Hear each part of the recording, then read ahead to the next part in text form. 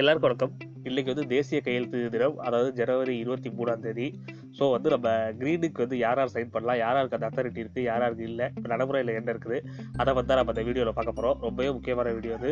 Because நீங்கள் ஒரு காலேஜுக்கு போனாலோ, இல்லை ஒரு ஒர்க்கில் ப்ரொமோஷன் கிடச்சி பண்ணாலோ, கவர்மெண்ட் வேலைக்கு போனாலோ அட்டஸ்டன்ட் ரொம்ப முக்கியம். இந்த வீடியோ பார்த்து நீங்கள் அதை பற்றி தெரிஞ்சுக்கிட்டீங்க அப்படின்னா பின்னால் இது இஷ்யூ வராமல் இருக்கும். உங்களோட வேலையை நீங்கள் ஈஸியாக முடிச்ச மாதிரி இருக்கும். ஸோ முக்கியமான வீடியோ திரும்பவும் சொல்ல ஸ்கிப் பண்ணாமல் வீடியோ புதுசாக பாருங்கள். வாங்க நம்ம டாபிக் உள்ள போகலாம். அதாவது 2012 கவர்மெண்ட் ஒரு அறிக்கை விடுது.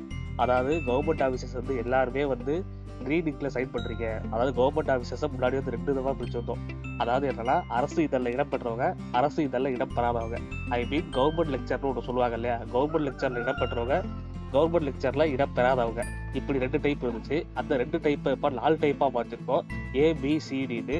அந்த 4 டைப்ல A டைப்ல உள்ளவங்க மட்டும்தான் கிரீன் இங்க்ல சைன் பண்ண முடியும். மிச்ச BCDல சீர்திருத்த துறையில் இருக்கிறவங்க, சீர்திருத்த சம்பந்தமான வேலை பார்க்குறவங்க, அவங்க மட்டும்தான் கிரீன் இங்க்ல சைன் பண்ண முடியும்.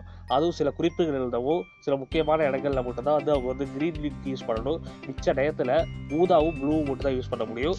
ஒருவேளை சட்டத்துறை சம்மந்தப்பட்டவங்களா இருந்தால் அவங்க 2 இங்க் யூஸ் பண்ணிக்கலாம். மிச்ச எல்லாருமே பிளாக்கும் ப்ளூவும் மட்டும் தான் யூஸ் பண்ண முடியும். ஏ பிரிவில் இருக்கிறவங்களும் சீர்திருத்த துறையில் இருக்கிறவங்க மட்டும்தான் கிரீன் இங்க் யூஸ் பண்ண முடியும்.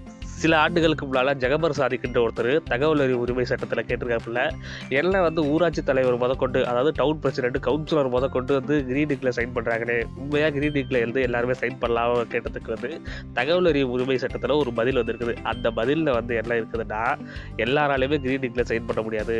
மக்களால் தேர்ந்தெடுக்கப்பட்ட பிரதிநிதிகள் மட்டும் தான் சைன் பண்ண முடியும்.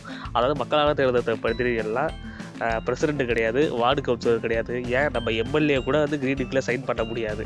யார் சைன் பண்ணலாம் அப்படின்னா, பாராளுமன்ற உறுப்பினர்கள், அதாவது MPs, முதலமைச்சர், மத்திய அமைச்சர், மாநில அமைச்சர், இந்த மாதிரி ஒரு சில பேர் தான் சைன் பண்ண முடியும். அது மட்டும் இல்லாமல் ஒரு சில கவர்மெண்ட் அதிகாரிகள், மேலே நான் வீடியோவில் சொன்னேன் இல்லையா, அந்த மாதிரி கவர்மெண்ட் அதிகாரிகள் சைன் பண்ண முடியும். மிச்சம் யாருமே சைன் பண்ண முடியாது. சப்போஸ் இப்போ யாரும் அதை கவனிக்கிறது இல்லை நீங்கள் சொன்னால், ஒருவேளை உங்கள் டைம் நல்லா இல்லாமல் இருந்து அப்போ இதை கவனித்து அதனால ஒரு ப்ராப்ளமோ, அதனால ஒரு அலைச்சலோ உங்களுக்கு வேணாம். ஸோ அதனால தான் நாங்கள் அந்த வீடியோவை போட்டதுக்கான முக்கியமான ரீசனு. அந்த வீடியோ உங்களுக்கு பிடிச்சதோ லைக் பண்ணுங்கள், உங்களுக்கு தோன்ற விஷயங்களை கமெண்ட் பண்ணுங்கள், நம்ம சேனலை சப்ஸ்கிரைப் பண்ணிவிட்டு பக்கத்தில் இருக்க பெல் ஐக்கானை ப்ரெஸ் பண்ணுங்கள், ஆல் நோட்டிஃபிகேஷன் டிக் பண்ணுங்கள். Thank you to all.